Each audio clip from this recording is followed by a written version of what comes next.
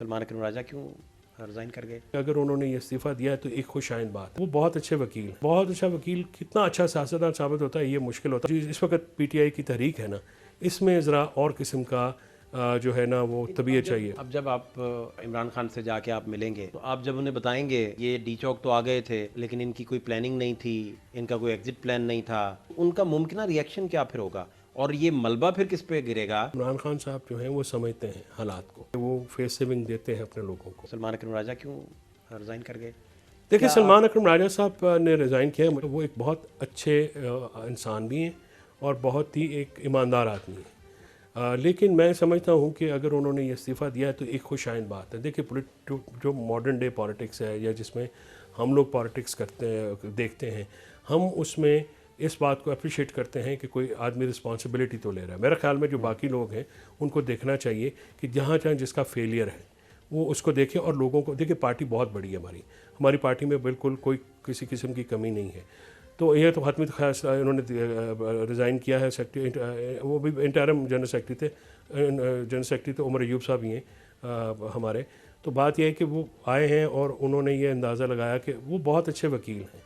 अब वो हर बहुत अच्छा वकील कितना अच्छा सियासतदान साबित होता है ये मुश्किल होता है। और ख़ासकर ये जो इस वक्त पीटीआई की तहरीक है ना, इसमें ज़रा और किस्म का जो है ना वो तबीयत चाहिए। अब जब आप इमरान खान से जाके आप मिलेंगे, जब भी मुलाकात हो आपकी, तो आप जब उन्हें बताएंगे कि ये डी चौक तो आ गए थे लेकिन इनकी कोई प्लानिंग नहीं थी, इनका कोई एग्जिट प्लान नहीं था, इनके पास कंबल तक नहीं थे, ये ट्वीट करते फिर रहे थे कि पानी और कंबल दें, इनके पास कोई वो साउंड सिस्टम तक इंस्टॉल्ड नहीं था, किसी तरह की प्लानिंग के बगैर जब ये आए हैं, ये बातें जब आप कन्वे करेंगे इमरान खान को तो उनका मुमकिन रिएक्शन क्या फिर होगा और ये मलबा फिर किस पे गिरेगा?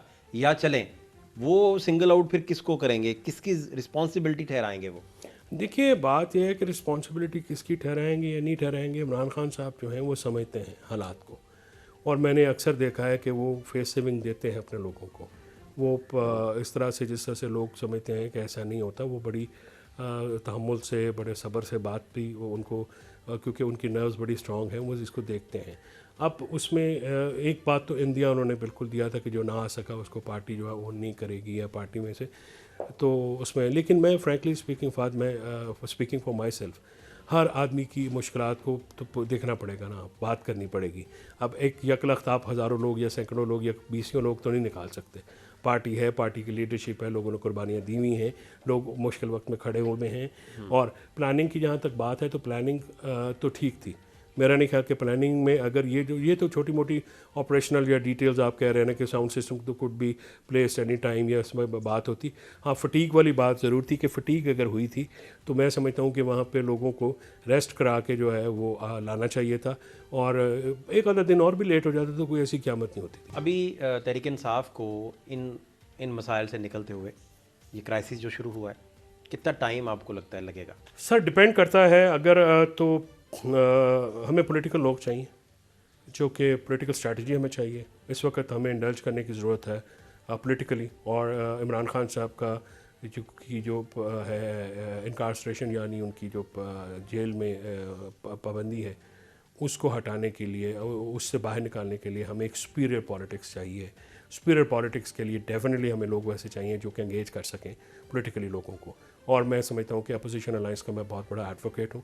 मैंने पहले भी खान साहब से ये कहा है कि आपको एक पॉलिटिकल अलाइंस बनाना पड़ेगा और बनाना चाहिए, क्योंकि हम पॉलिटिक्स में, और इमरान खान साहब ने खुद भी ये कहा कि हम तो बंदूक के ज़रिए बात नहीं करने वाले, हम तो टॉक्स के ज़रिए बात कर सकते हैं। तो टॉक्स के लिए जो फ्रीकैन है, चाहे वो इस्टेब्लिशमेंट हो जिसको आप रूल आउट नहीं कर सकते हैं, इंटरनेशनल इस्टेब्लिशमेंट है उसको रूल आउट नहीं कर सकते हैं, local establishment, local political parties में उनको भी रूल आउट नहीं किया जा सकता। तो इस कॉम्प्रिहेंसिव आपको स्ट्रैटेजी बनानी पड़ेगी।